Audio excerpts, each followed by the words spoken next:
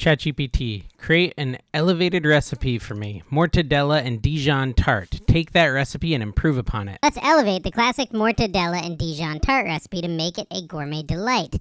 Here is the enhanced version of the recipe. Test and see. Oh boy, this looks hot. Hey everyone, I'm Dave and welcome back to the AI Kitchen. Today we're gonna make an elevated Mortadella and Dijon Tart, which is, I have no idea what. I know that Mortadella and Dijon tarts are trending, so I asked AI to make an even better version of this. So the first one I ever try is gonna be this elevated one, and we'll see if it's amazing or terrible. I don't even know what mortadella is. I mean, I know because I ordered it. It's some sort of meat from the deli. I wonder what it smells like. Let's take a whiff. I love taking a whiff of your food. Hopefully it's not unappealing.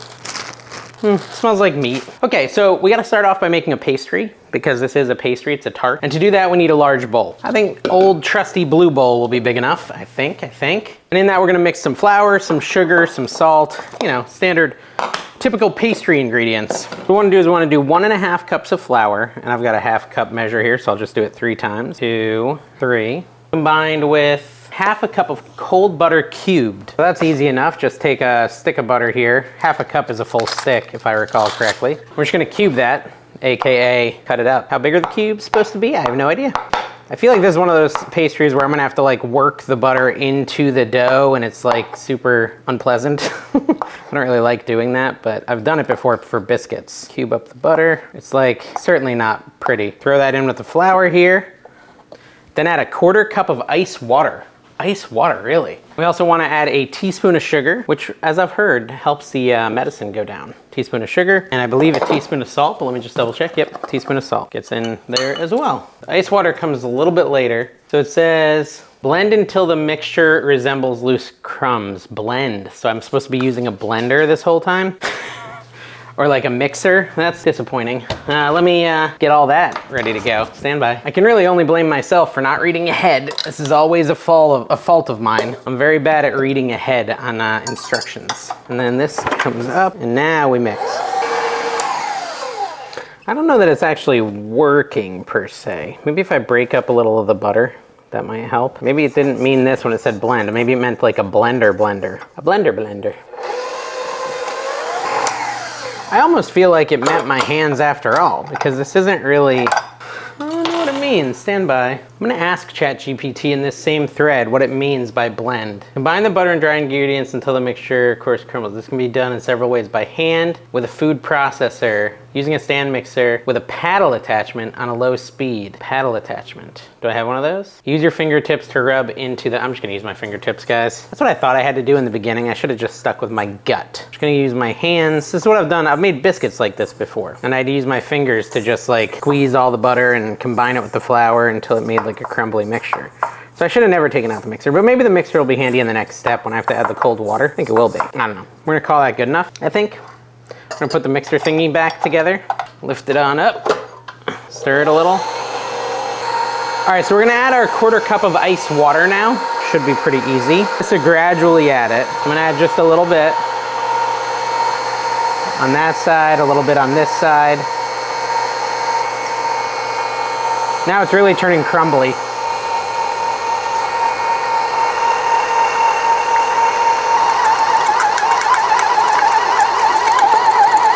All right, we're gonna call that a dough. I think the dough has formed. So basically I just added that 1/4 cup of ice water in slowly while it was blending until it started to form a dough. And I feel like we've got a dough. Here. Pull it off the mixer if I can remember how. You guys call that a dough? So I'm gonna plop that back in there, wrap it in, it says wrap the dough in plastic wrap and refrigerate for 30 minutes. You think I literally just put the dough into plastic wrap? I don't know if I have plastic wrap. Let me go look outside. It doesn't specify if I'm supposed to just do this or if I'm supposed to put the dough itself in plastic wrap. I'm just gonna put it on the bowl like this, I guess. I don't know, it says wrap the dough. Should I ask it? Let me ask it. It means to take the actual dough out. I asked ChatGPT the question. That is one of the reasons it's kind of fun to cook with ChatGPT. It said to actually take it out, put it into the plastic wrap, and wrap it up like that. That's what you're supposed to do. Actually says you're supposed to roll it out into the shape of the tart you're making. What's a tart look like? I don't even know what a tart looks like. Oh, it looks like a big rectangle. So I'm just gonna flatten it. Can you see anything I'm doing? He kind of can. I'm just gonna flatten it a little bit, and then we'll wrap it in plastic.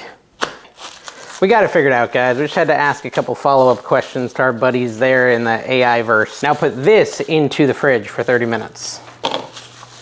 You know, I'll be honest, I didn't really even figure out or research what in the world a mortadella tart is until just now while I was waiting for that dough to rise or whatever it's doing. And it sounds like it's basically like a pizza mixed with a ham sandwich or something along those lines. So it should be good. Maybe. I don't know. We'll see. All right. Preheat the oven to 375. On a floured surface, roll out the dough into a rectangle. Flour the surface. I grabbed a pie pan.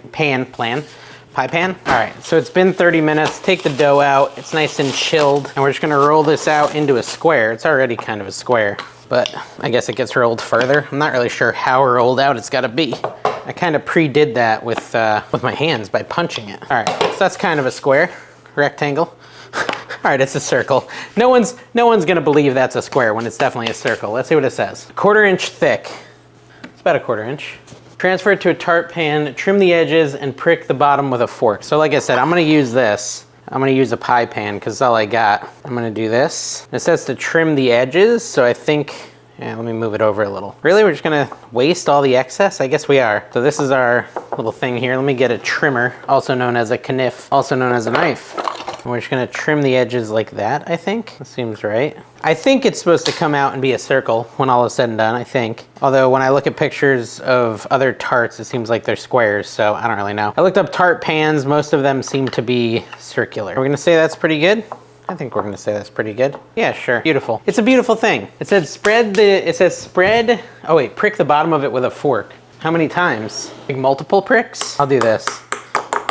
Again, I've never watched a video of this. I've never eaten this, so I have no idea what I'm trying to even accomplish here. That makes it more fun. All right, so what we're gonna do is we're gonna take the Dijon, half a cup of Dijon, like so. Spread it over the base of the tart. That's easy enough. Just pour it out. That's a lot of mustard. I'm like a in the middle mustard fan. Like, I don't hate mustard, but I also don't love mustard. You give me a pretzel with mustard and I will consume it completely and in the fullness of joy, but I would probably prefer a cheese dip. But that's the base, just hardcore Dijon mustard. Drizzle honey over the mustard. 2 tablespoons of honey. Hey honey. Isn't it kind of cool that we're always on a bit of an adventure here on this channel, guys? I'm not a professional cook. I'm trying things I've never tried before, letting you know if you should try them. We're letting sounds like a fart.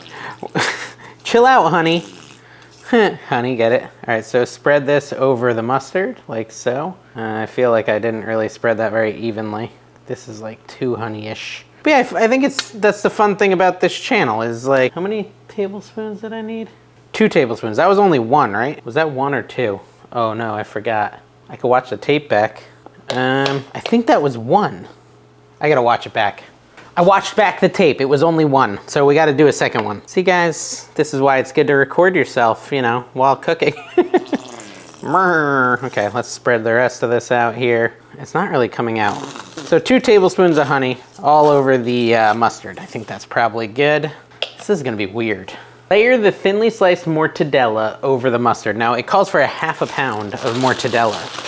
And so that's what I got here, mortadella. This looks a lot like bologna. What is the white stuff in it?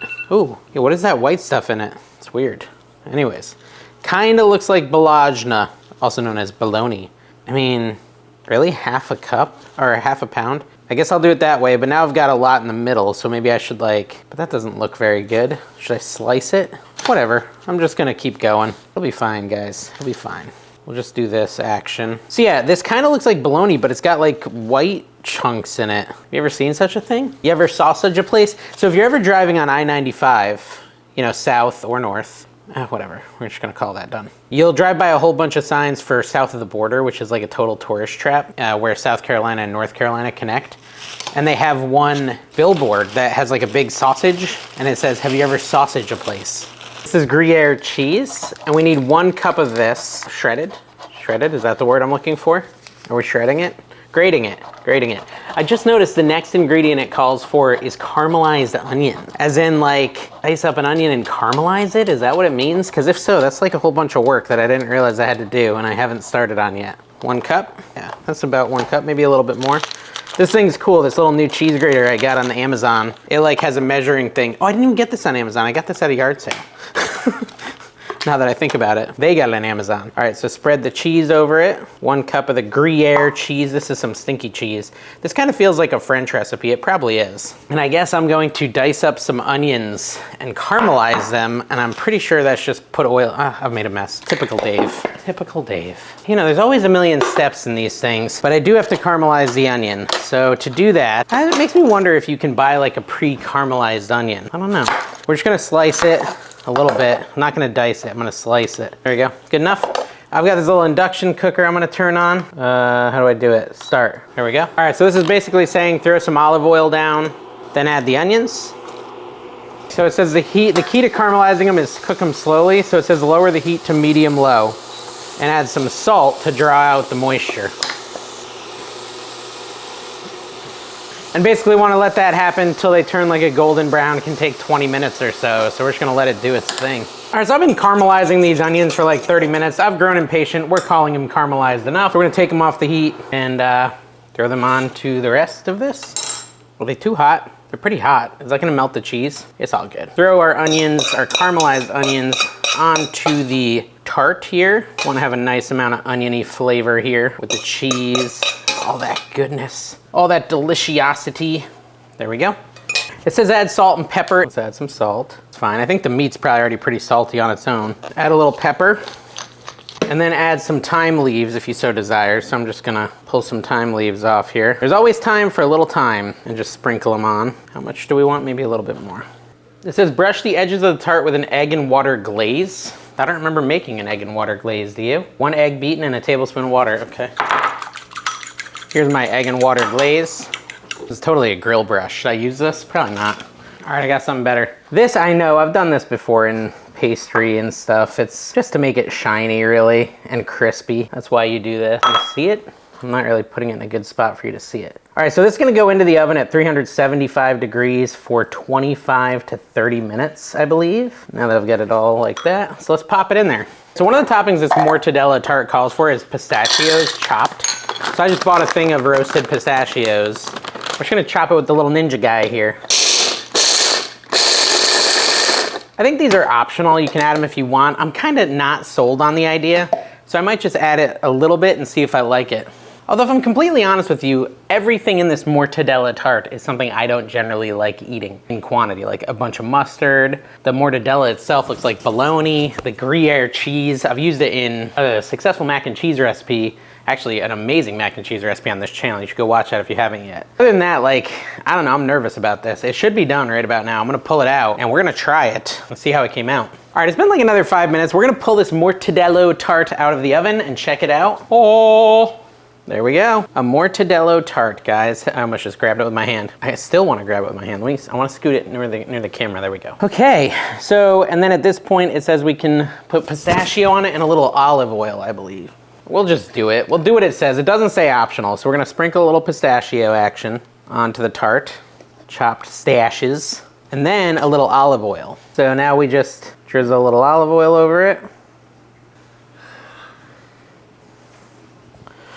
There it is. I am like so stressed about this. This seems so weird. So it says to let it cool a bit before slicing it. So maybe another 5 minutes of waiting. All right, we're gonna try this Mortadella, what is it called? It is a elevated Mortadella tart. And I feel like I'm gonna hate it, but you never know. It might be good, maybe. Why is it all like moving around? Is it supposed to do that? I don't know. I don't know. Let's just get it all out here. Oh. It smells mustardy. All right, we're gonna try this. I'm a little nervous about it. I don't actually think I'm gonna enjoy this, but I try it for you guys to test and see. Oh boy, this looks hot. Very hot. I didn't scream though, which is good. It's actually not terrible. It's not even bad. It's like a crazy ham sandwich, kind of, is what it's like. Like, I thought it was a lot of mustard, but because of all the Mortadella, the mustard works. The onions add a lot to it. It's actually pretty solid. I'm surprised. I could totally see going to like a fancy French bakery and ordering this and being like, oh, it's so good and I'm fancy and French. Sorry if you're French. That's my best French impersonation. The extent of my French knowledge is Ladybug and Cat Noir, which my kids used to watch. They don't watch it anymore so much. The pastry puff is really good. Honestly, the whole thing is good. It's really actually quite good. Anna, my daughter, is watching me and she can't believe it. She's stunned. Her jaw is like hit the ground. It's good. It's like, it's a little tasty treat, Anna. It's a little. It's not candy. That's my next recipe. Woo-wee. Who does that? Guga Foods? Like one of the guys way back in the day on his Sous Vide Everything channel before anyone even watched him. I think it was like his friend or his uncle or his brother, I don't know. He used to eat something and be like, woo-wee, and he'd like do the scream thing. What's that? W-O-W, yeah, Eric the Electric or whatever. I actually like it a lot. It's growing on me. The more I eat it, the more I want of it because the mustard is really good and stuff. Oh, who'd have thought? Expand your horizons, guys. Try cooking this. It's actually quite delicious, shockingly delicious. Anna, oh yeah, Anna says I should go like this. I do need to stop eating so much. But this is a good one. I'm not gonna stop today because I'm gonna eat the rest of that. Thank you guys for watching. It was a labor of love, but it was worth it because it's delicious and I'm gonna be able to wrap it up and eat more later. Thank you guys, bye-bye.